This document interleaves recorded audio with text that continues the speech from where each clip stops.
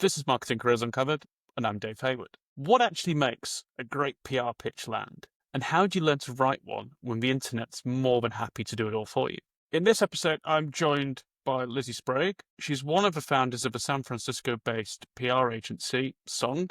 What you'll gather as soon as the first syllable leaves her mouth, though, is that she actually started out in the UK before making the move over to the US. So we'll be learning a little bit more about her as we go. And we'll also be asking, how do you write a pitch that cuts through? What do people overseas keep getting wrong or underestimating about the US market? Why do we think PR might be having a little bit of a second wind? And what won't you learn if you solely rely on AI to do all the work for you? Lizi, why don't you say hi and fill us in on what you're up to at the moment? Yeah, hi. Thanks for having me on the show. So I'm the co-founder of Songue PR. Based in the Bay Area near San Francisco. I'm actually in wine country, Sonoma County. Full-time parent, full-time business owner. So yes.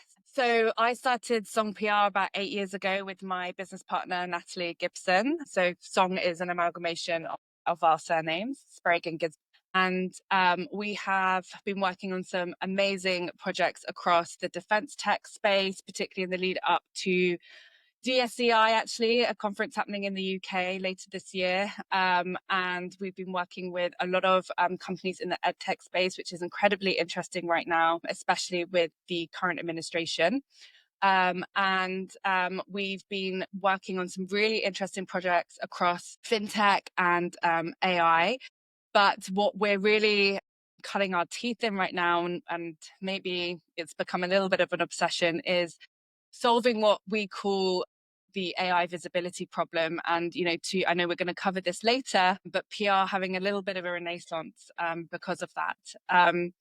Everyone's been mastering SEO, but the reality is that most consumers or customers, humans, are now going straight to Claude, Perplexity, ChatGPT to do their searches. So we're doing a lot of work with clients to make sure that they are amplifying their AI visibility problem. And it's really fun. We're kind of in the trenches. We're all learning as we go. And it's a really, really interesting time to be in communications. So it's like the mid-90s all over again as we all explore this strange new world. I know. And I do think about that because I started my career off in doing PR for advertising agencies for, the likes of Ogilvy and M&C and Publicis and so forth. And when I started my career, the big thing was mobile and talking about how mobile was just an add-on to an advertising strategy. And I feel like it's that kind of full circle moment again, particularly with AI. This is very much not something that we've just got to do because it's a trend. It's very much what you got to do in order to survive and stay relevant. So you give me the absolute perfect segue here now. Right. Could not have planned it better. Because I was really curious to understand how you actually found your way into PR and how you landed that first role. Was it a clear choice or a little bit more of a stumble? I would say it was a stumble, trip and fall for sure. So, just kind of going right back when I had finished my A-levels and it was time to start choosing what university to go to. I just had no idea what I wanted to do. And I really wanted to take a year out to figure that out between school and university. One thing my parents never compromised on was education, and they didn't want to stop the momentum. I don't think they were wrong to, because, I can ADHD in me can get distracted easily, but I essentially just ended up doing eeny, meeny, money, mo. This is the course I want to do, and I ended up doing advertising and marketing communication. And as part of that degree, it was a 4-year course. I ended up doing a year in industry. It was called a sandwich year. And so when I was looking for my placement, I sent out around 5 job applications, did a number of psychometric testings. I mean, I don't know if anyone still does those. I tried, it was just such a grueling experience for the age of like 18, 19.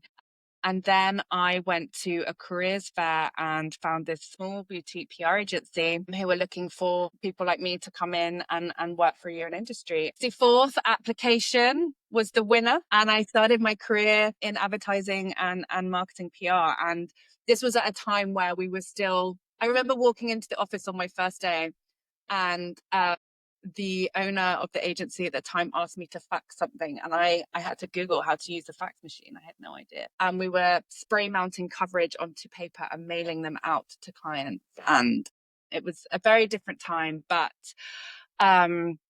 I I really, really enjoyed it. At the age of 19, I got to go to Glastonbury in a very bougie way and support clients there, and worked with some of the biggest advertising agencies in the world. And then I just, from there, was like, yeah, I think this is a career for me. And so I did my year in industry, finished that when I was 19, and went back to university to finish my dissertation, but carried on working as an account exec at the agency at the time. And then that was my first job. I graduated, had my graduation ceremony, and went to work the next day. And that's been it for the last 15 plus years. So you've given me the exciting highlights of going off to Glastonbury. What did the more mundane day-to-day actually like? What sort of things were you doing? And is it fundamentally different from the types of things you might be doing now? So starting out in the industry, incredibly different. I think about that often actually, is particularly as I'm growing my business and bringing in entry-level PR executives and training them up. It's a very different world. I was building press lists by just researching and going onto the contact lists of a publication and literally copying and pasting into a spreadsheet their name, surname, email address, and anything kind of background and details about them. When it came to events and awards and researching those types of things, again, it was very manual, and these tasks took hours, and that was pretty dry, I'm not gonna lie, but it was part and parcel of being in the job. Also, something that I think I genuinely have PTSD on was in a number of agencies that I worked with in London, is we had pitch pods, and we would sit on a pod. It was like a table of four, and we would be picking up the phone and calling journalists and pitching our stories and, have you seen our press release? And I couldn't imagine doing that today, but very, very different. Particularly, we didn't have AI, we didn't have as many tools in our tool belt to use. And so there was a lot of processes that took a much longer time. And so I don't think I really, it was important to learn those, and you kind of learn the reason why it's important to build a strong press list and to make sure that you're pitching the right journalist. And I feel like I really got to experience that in an analog, like manual way, because when you're picking up the phone to a journalist and pitching them in real time, you really want to make sure you've got the right story and the right pitch and the right contact that you're speaking It's sales, isn't it, as well? basically sales.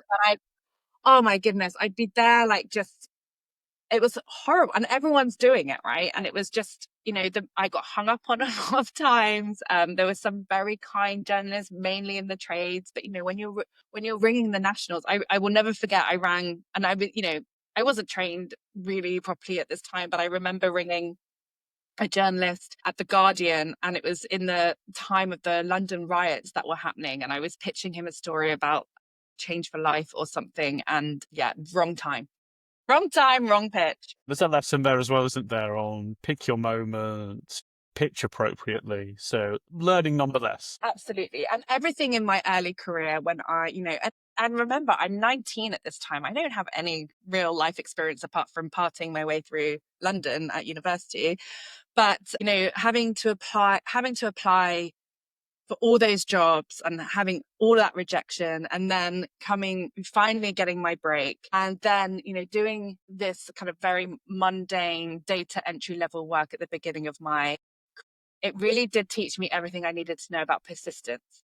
And that's something that is key in this industry. And, it's a theme that's run through my whole career, like being persistent, being patient, and three P's: persistent, patient, and being very precise in kind of who you're pitching and why you're pitching a certain journalist. And I mean, the media landscape has changed dramatically since then. Like, the pool is so much smaller, and I mean, starting my career in the UK, the pool is already very small. It's got even smaller. Going to the US, the pool of media was huge, and the opportunity was huge, and it was a very different process. But today, like if we're talking about like this week, for example, it's getting smaller, but there isn't as much consistency in what journalists are writing about, in terms of, one week a journalist is writing about cybersecurity, and the next week the same journalist is writing about edtech or, something else, a completely different industry. So Yeah. where you could once develop some quite specific personas and go, well, Dave really likes this and writes about this on a regular basis. Let's target him and talk that language. You're having to develop quite a schizophrenic approach. Is that the right term? Yeah, that's certainly one way of saying it for sure. And I think, just to answer your question in terms of like, what do I really remember about those early years? It definitely, I felt chaotic, quite honestly. Again, just pointing out, I was 19 at the time. I was finishing my degree, working a full-time job, and just really realizing that in this industry, like to your point earlier when we were talking about sales, you are really making your own relationships. And there are journalists to this day that I'm still in contact with that were joined their publications as interns, and we've grown up together. And they're like some of my best, relationships and even friends to this day. They're now editors and kind of or running their own thing, Substack or whatever it might be. But it was definitely chaos because you really had to earn those relationships and build those relationships were everything. And I do feel like that has changed a lot today. One of my pet peeve questions when we're doing a new business proposal is, tell me who your relationships are with, tell me who you know in the industry. And I just don't know if that's as relevant today as it once was. But I do remember one campaign launch. I was talking to a key business reporter at TechCrunch, and it was for a big launch and funding round, and they had cancelled the interview last minute. This happens. We can't control the news agenda, but they had to cancel last minute. So this interview was happening as part of this other really big kind of launch activity, and there was a huge launch event happening, and this was the anchor piece of coverage that was going to happen. And I literally had to track her down and ask her, whatever time you can do the interview, we'll make it work. And so I ended up being in a coat closet with my client at this event, doing this interview on my flip phone or whatever it was, whispering the questions. But it was really good fun, and it ended up being a great piece of coverage and a great launch. But just to kind of give you that sense of chaos, it was certainly a lot more chaotic, I feel, back then. So there's your persistence. In a nutshell, whatever it takes, make it work. Whatever you're given, make it work. And did you find that, particularly having to go back to university to finish your degree, did you find that a lot of what you're covering during your degree wasn't actually preparing you for the real world and reality? Yeah, I think about this all the time, and I have this conversation often. I actually had this conversation the other day with my co-founder because her kids are college age now. But I think about this industry, and I think about having that kind of college level, university level education, and it was fantastic. Like I've met my best friends at university. I had really good professors at university who are still my mentors today. Shout out to Professor Wilson. But do we need to have a degree in this industry? I don't know. I learned so much hands-on being in the trenches. But if it wasn't for doing the sandwich course, would I have got a step into the door? I don't know. It's hard, isn't it? Because you're having to look I retrospectively and go, well, would I have done this if not? And let me put it this way. As we're building Songue PR, we have a team, and we have a mix of college graduated team members and non-college graduated team members, and the skill levels, the skills, they each have their own skills. But honestly, it didn't tarnish how or why we would hire someone if they had a PR degree or not. I think it's important to know the theory, and I think the whole process of going to university is, definitely sets you up for success in terms of deadlines and being disciplined and kind of being independent. But in terms of our actual industry and learning, I personally feel that this is an industry where you can really learn. You learn more in the trenches. You learn as you do. yeah, and a university or college degree is a bloody expensive way to learn some It really is. self-discipline. If my kids turned to me and was like, "Mummy, well, probably at 18, they're not calling me mummy, but like, I want to have a career in PR." I firstly sit down with them and really make them think about it. And then secondly, I don't know if they would necessarily need to, I'd say go to university, study something else, not PR, do something else. And then if you still want to do work in PR or marketing, there's other ways to kind of get into the industry. I probably will get rotten tomatoes thrown at me by half my colleagues.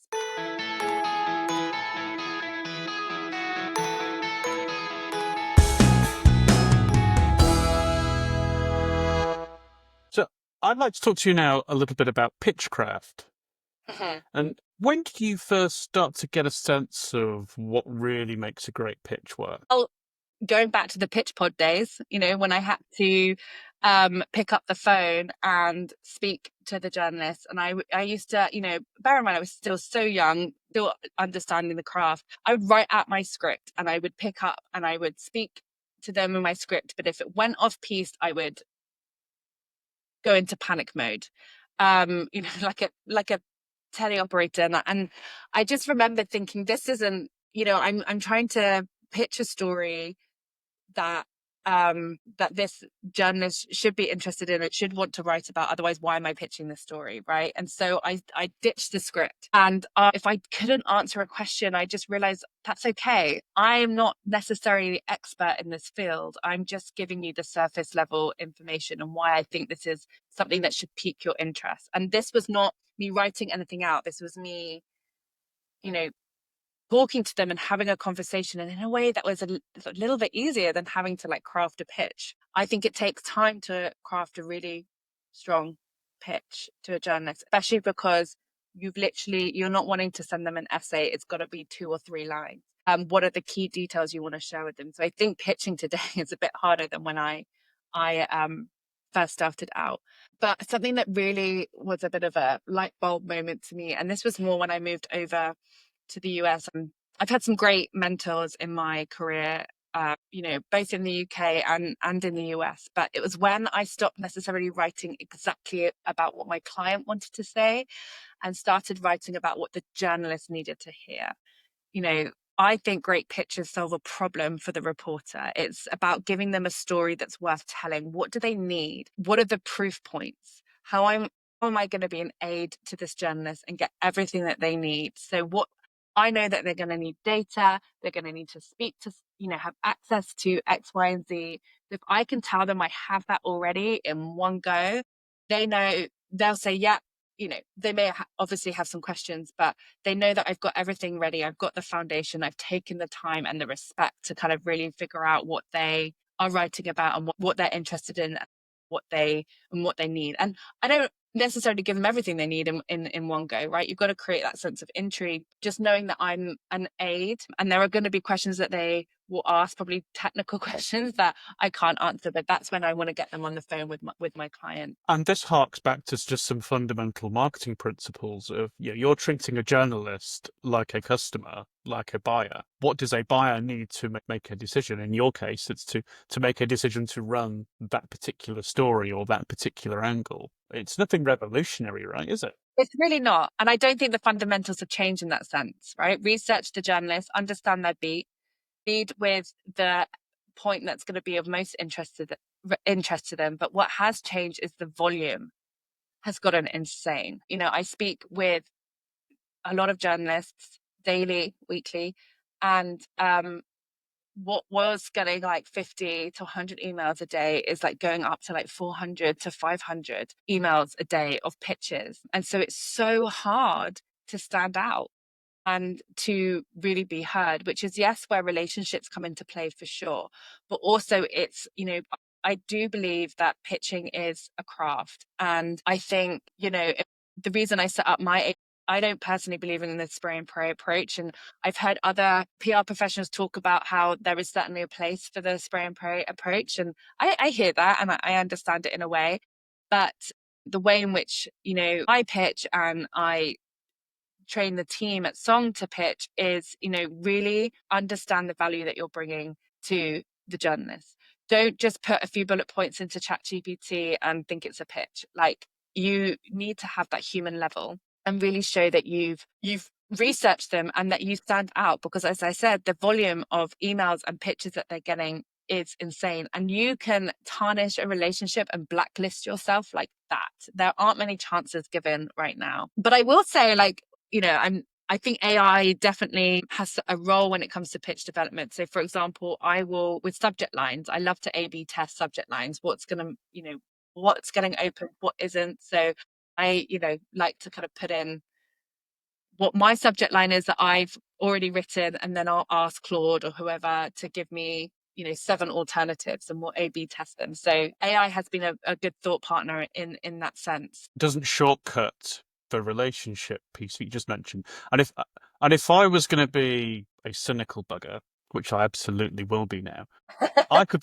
very well say, well, it's okay for you, Lizzie, because you built those relationships at a point in time where Yeah. journalists weren't receiving 400 or 500 emails a day. And let's face it, no one is reading 400 or 500 emails a day. It is impossible. How on earth do you begin to build a relationship with a journalist in that sort of environment?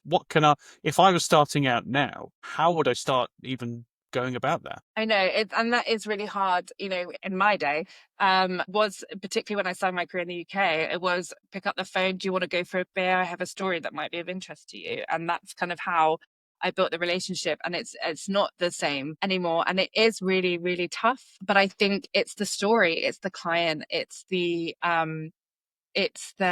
access that you can give journalists. And again, it goes back to how you are an aid. And usually when you're in an agency and, you'll have a client in, let's say, climate tech, you're pitching a journalist, a climate tech journalist. And so your opening is either with this headline, either this headline has this big stories happened and you can offer this person as a spokesperson and they could be ready any moment now, or if you need any commentary here, I'd be happy to help. So again, like being a source and a resource for the journalist, not just pitching them, company news, so to speak. You've got to be really thoughtful in how you're starting those relationships, like how also engaging with them, looking at what they've written about before and talking about the articles that they've written about before, and like just show that you're engaging in the content that they're developing as well. Journalists are human. I think we have to remember that.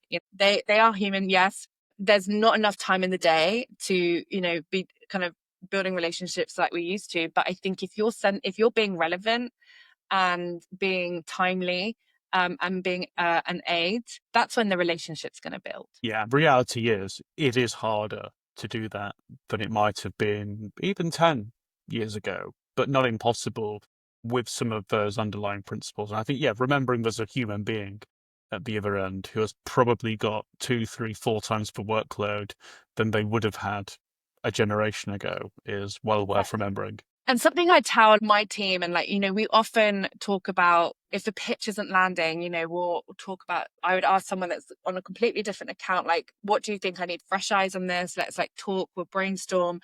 And, it always comes back to reading everything that your target journalist is writing. Don't just look at what they wrote yesterday and the day before. You've got to go way back. What is their writing style? What patterns do you see in what they're writing about? How do they structure their stories? Do they love using data? Are they quoting multiple sources? And then, tailor your pitch to kind of the patterns that you're seeing. So I really do think there is kind of a science behind it as well. And it takes a lot of time. I think there's sometimes a bit of naivety with clients who are coming in, who are wanting PR. And it's just I've got this great story. They're drinking the Kool-Aid. They're really close to the story. My company is launching X. We need to be on the front page of Bloomberg or Financial Times. I'm like, okay, here we go. Right, here we go again. And it really is kind of just taking a step back and being like, well, if it's a food client, why is Dina at Bloomberg going to care about this small snack product that you're launching? What is the bigger message here? And maybe let's start with being a bit of a thought leader in our own space and kind of build our own profile and make ourselves relevant. So I just feel like there's a whole kind of training wheel exercise when it comes to building your relationships in the PR world today. And to your point, just to kind of harken back to the question that you asked about, how is it kind of more challenging for new PR people to build relationships? Yes, but also the people that have been in the industry like myself for 15 plus years, they're also building new relationships. The media landscape is changing at rapid pace, not to sound cliched, and I can't believe I just said that on the podcast, but the landscape is changing, and it's changing fast. And to what I said before about one moment a journalist is writing about this and the next they're writing about another beat, we're having to kind of build relationships and track where journalists are at the same time. So maybe in a way we're more at a level with those entry level PR folks that are coming in. It was just the other day we did a news kind of rapid response on it was when the administration announced the visa freezes, and so we did a news jack on that. One of the journalists at our top tier publication over here in the US, wasn't someone that was on my pitch list because they write about female health, but that day he was writing about education and higher education. As you do. As you do. So it just kind of shows that, it's ever changing. And you mentioned very briefly tools like ChatGPT or Perplexity, etc. Do you worry sometimes and this isn't just a junior colleague piece, but do you think we're all now a little too quick to lean on tools like ChatGPT or other AI platforms to write and prepare pitches or even submit them? Yes. In full candor, I do. And I don't think I think the tool is brilliant. I think it's a brilliant thought partner. And it's about like learning how to use the tool properly, right? And we're all like AI, we're all learning. I think it's about learning how to use the tool properly. So for example, when Claude was becoming, when ChatGPT, this new tool kind of came to light, everyone was leveraging it, and then it kind of became this, if you use an M dash, by the way, I've always been using M dashes, then it's an AI generated pitch. But I will say that I had to retrain myself or unlearn because I found myself like leaning really heavily into it when I was like drafting, ghostwriting on behalf of clients, drafting social media posts or whatever it might be. I was like, I'm really relying too much on this and I'm actually losing my own skills, so to speak. So then I had to like flip the script. I would write what I needed to write as I normally would before AI was even here. And then I would use AI to help enhance it if it needed, or if I needed a different way or a different analogy or a different whatever it might be. I think it's a really useful tool in that sense.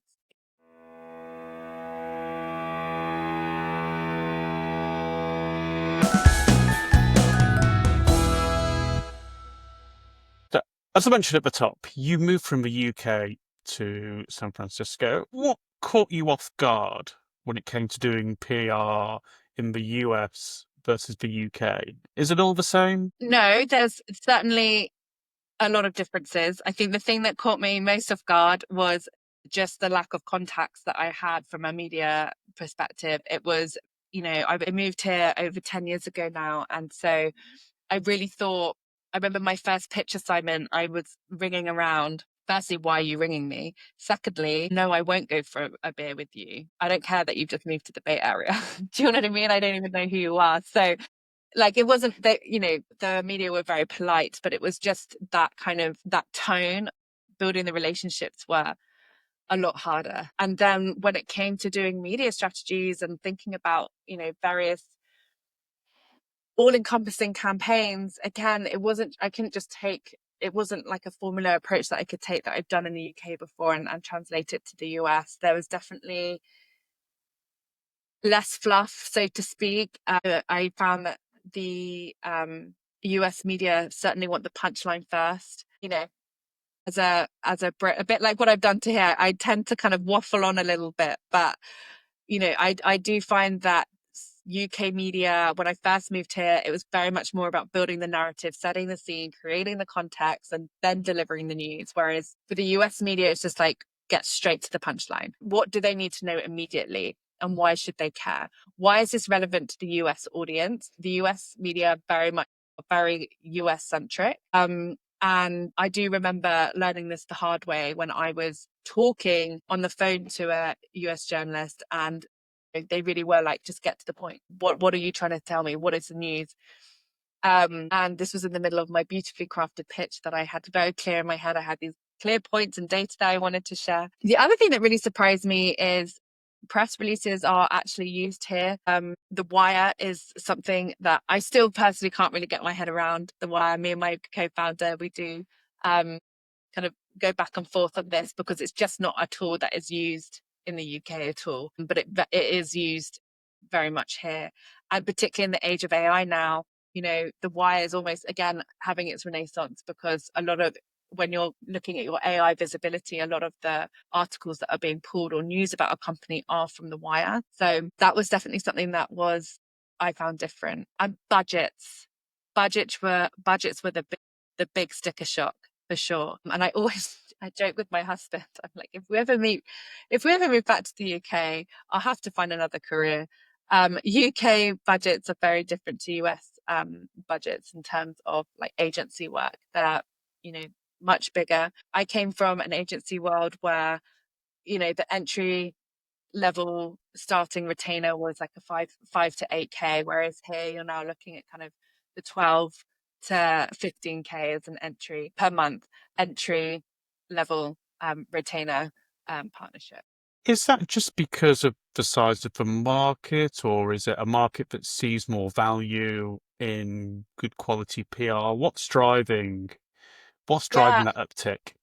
I think it's a mixture of both of what you say. There's obviously, particularly in the Bay Area, and I'm working with a lot of companies in Silicon Valley that are raising significant amounts of funding. And so I think it's a mix of everything. I think there's certainly more funding available, and I think there is more of an understanding around the need for PR. How diverse is the US as a market? I know I've dealt with a lot of UK companies who are going to be, and we talk about the US like it's one country. Is there more diversity under the surface there? Do I have to treat each state almost as a separate market? How should I conceptually think about the US? Yes. So I think, when working with companies born and growing in the US, but also working with UK companies that want to scale in the US. So part of this community called GBX, where a lot of UK's tech startups are coming over to the US, to the Bay Area to scale and grow their businesses. And there's a lot more funding opportunities, there's a lot more mentorship opportunities, but I think they do underestimate the sheer scale and fragmentation of the market, like you say. It's regional markets, local media, industry verticals, cultural segments. There's, three different kind of media launch campaigns going on across different syndicates. So you do have to think in that fragmented way. But again, it's very much a case by case basis. When you think about, and the broadcast, like just broadcast alone as a medium is huge compared to the UK market. I mean, there's so many like KTLAs, KTVU, NBC. NBC has its own local station across all major cities and states and so forth. So there's so many different people to pitch, so many different pitches to craft to those markets. So that job as a whole, when you're thinking about communications, is much, much bigger. So copy and paste at your peril. Yeah, basically. Yeah, exactly.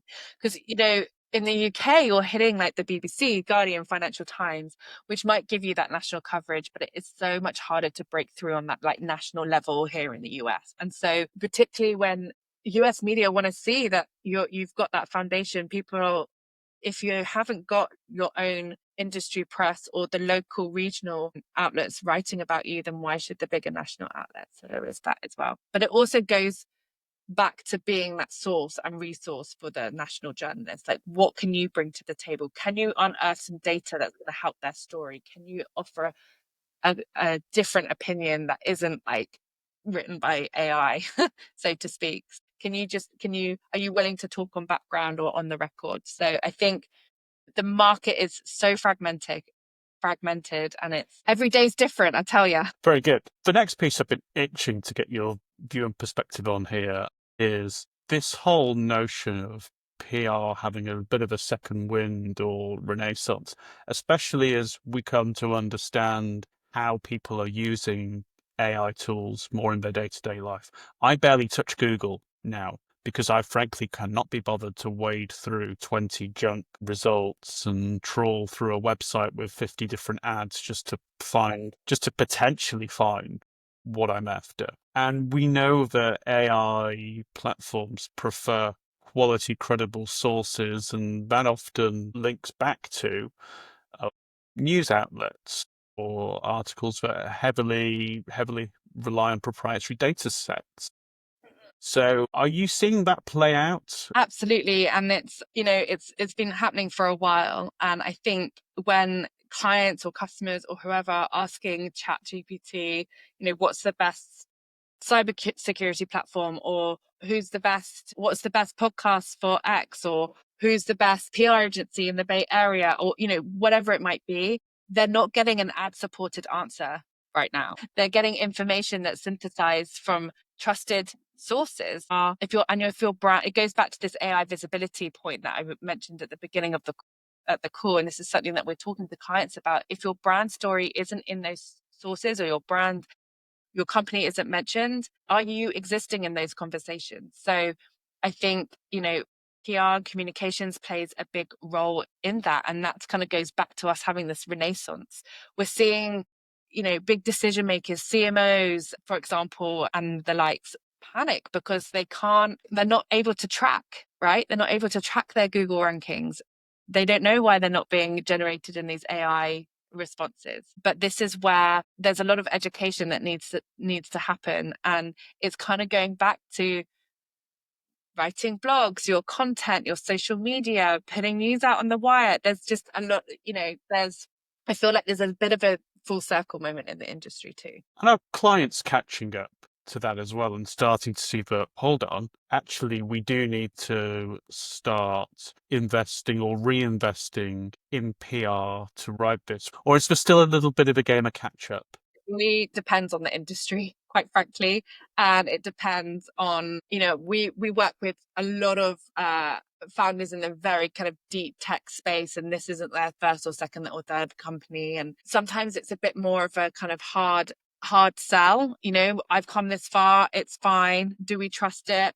But then I have other founders who are, coming to the conversations ready to be like, we need to make sure that we're kind of top of the list when people are putting our names into Claude or whatever it might be.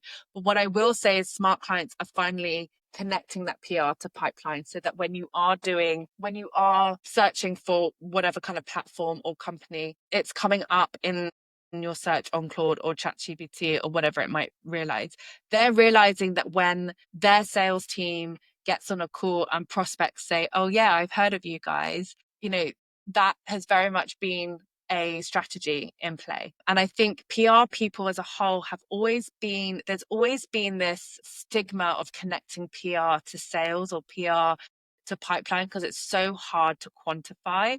And it's an ongoing conversations that we hear. But I think in this age of AI, we are seeing that earned media is working, and earned media is being connected to the sales pipeline, the sales cycle, because, a lot of the work that we're doing is raising the AI visibility and making sure that we are, at the top of those search lists. I think, I had a conversation the other day with a prospect, and they were asking us about AVE. I don't know if you remember that, advertising equivalent. We just had to be like, this is a very old school way of measuring PR, and it doesn't mean anything because, and for anyone that doesn't know what AVE is, advertising equivalent, you may have a column in a national paper that you've written, but if you were to pay for that as advertising space, that would be like $1,000 piece of advertising. But it's very much the difference between kind of advertorial and editorial media, right? And that was always based on some BS potential viewership numbers that were blown way out of proportion. It was always a little bit bollocks, to not Yeah, put too fine a exactly. point on it. I agree, but I just couldn't believe the question was asked, quite frankly. But yes, so I think just to kind of wrap up this point is that clients, at Song, we're making sure it's our job that PR is being connected to pipeline. We're helping clients kind of build their AI visibility as well as their own kind of voice in earned media. But it is, earned media has never been more important.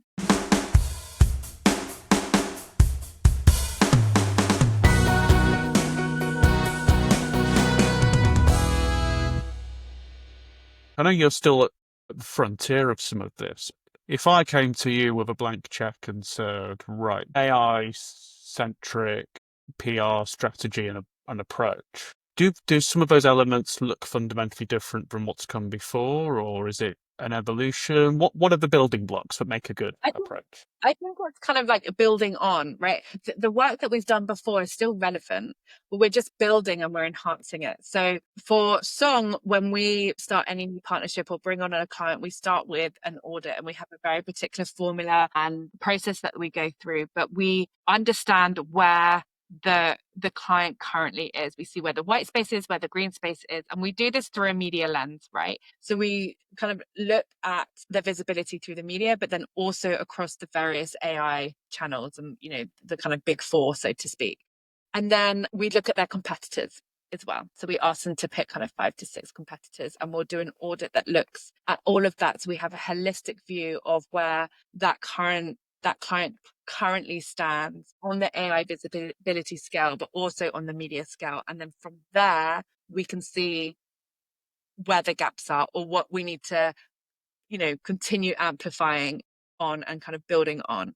And then from there, we can create a full campaign. We can create content that AI can easily digest and cite because we know kind of where they're currently standing. And as I said, we're still learning and we're not always getting it right to start with, but I think the fact that that process is in play and that's starting, offering that kind of data-driven insights into where these clients currently stand in the marketplace when it comes to share of voice, when it comes to sentiment, I think that's, it's really important. Again, if you're wanting to, because PR is a big investment and you want to be able to kind of connect it back to your pipeline. So I think, that audit really sets the partnership up for success. So it's a bit of an evolution, not a let's tear everything up and start again. Yes, you made the move from the UK to the US, and we've talked about some of that. But what made you want to start your own agency? Hmm. Well, I didn't come to the US thinking I'm going to start my own agency. I didn't come into PR thinking I'm going to do this on my own one day. But when I did move to the US, I worked at a couple of agencies and I met my co-founder at the first agency, Natalie, and we clicked, we gelled straight away. We have very different strengths, very different experiences in the agency world. Natalie started her career in broadcast journalism, for example. I've always been kind of PR through and through. And we just came to the point where there were pain points that we were seeing in these agencies that across the industry as a whole that we, wanted to change really. A lot of the kind of pitching the senior team and then switching, not seeing any of the senior team when the accounts kind of get underway. So Natalie and I, we really pride our agency and Natalie and I are on, every account that we bring into the business. We keep ourselves purposefully small for that. And, we still pride ourselves in nurturing and building a great culture in our agency and kind of investing in our junior teams. But, we are the ones that are developing and overseeing the strategy. We're the ones that are pitching the media. And, we just kept saying to each other, we were going out, we were bringing business into these agencies and we were leading accounts. And it just got to the point where we're like, why aren't we doing this ourselves? And I then got pregnant with my first, and the thought of taking on a US maternity leave was not something I wanted to do. And so I was like, let's do it. Let's make that jump. And we got our first client together. I had my daughter and enjoyed a long maternity leave, which was lovely.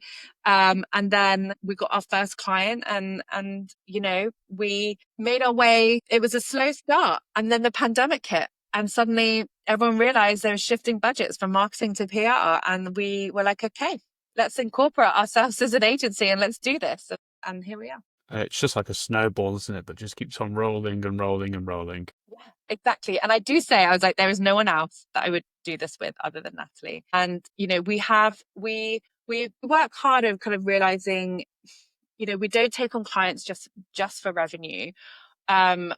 That we've actually resigned clients that haven't aligned with our values, I guess, so to speak. We're not going to let clients speak down to our team or treat us in a certain way. We genuinely believe in what we're building. We take our clients' business personally, and we very much see ourselves as partners. with our clients. And so the clients that work really well, the clients that we have, they see us as partners too, and we're very much part of their team. And, sometimes it sounds a bit idealistic, but we've made it happen. And I'm really proud of what we've grown. And we get our best results when we have that kind of mutual respect. And I think that's everything. Those words, mutual respect, is everything that PR is.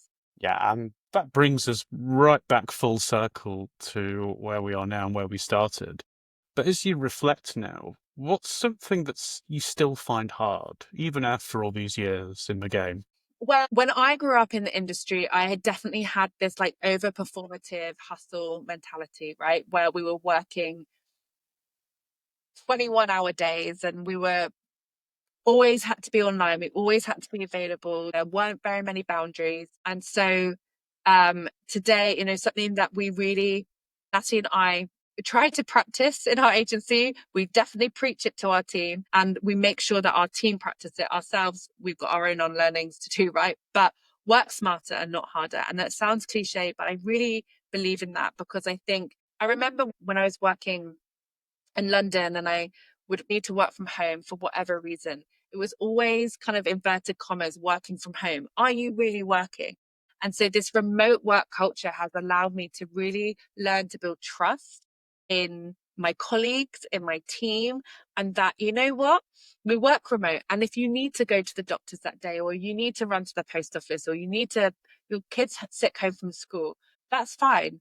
I know that as long as kind of you get the job done, and I trust that you will. And if you can't, let's delegate and hand it over, and we're a team. And that kind of culture is really, really important. A lot of the times, I felt certain ways in certain jobs, like just the burnout and the overperformative that I wouldn't want other people to experience. And so really trying to build that culture here. We've built a lot of systems in place at Song to make sure that happens. And yeah, I guess my thing is work smarter, not harder. Still hustle. You still have to hustle. You still have those long days. You still have, long days and evenings on the show floors and so forth. But I think work-life balance isn't just a buzzword. Like if you're gonna have a company that you preach work-life balance, you've really, really got to be able to walk that talk. Yeah, and as we come to the end now, your final piece of advice, if you may, for someone who's really early in developing in their PR career, really trying to learn the ropes and understand what works and what doesn't, what's the one piece of advice and the one thing you would point someone towards to do more of? Absolutely. I will share the piece of advice that my brother gave me actually when I was starting out in my career. It's that your career is a marathon and not a sprint. Circling back to those 63 rejection letters, I didn't let that define me. I let it prepare me for my career. Remember that every no, every kind of failure, every mistake teaches you something about the next opportunity. Make sure you're taking it in. Document what you're learning from each opportunity and each company and business that you work from. If you're choosing a career in PR marketing, if a pitch has failed, if a campaign has failed or it hasn't landed, like make sure that you learn from it and be open and transparent about that. And just use it to your competitive advantage. Don't let AI be your voice, so to speak, but use it as your thought partner.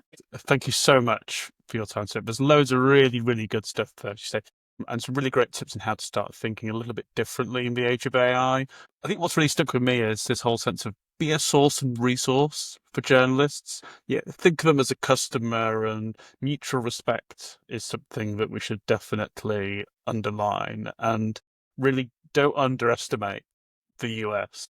If someone's just quite gaily going, well, let's just pitch this over in the US, and you're not in the market, then really do think carefully. Exactly. Loads of great stuff. Be relevant to that market. Brilliant. Well, thank you for joining us today. And thanks to you as well for listening. If you enjoyed today's conversation, don't forget to subscribe for future episodes, leave a nice review, or share with your friends and colleagues. See you next time.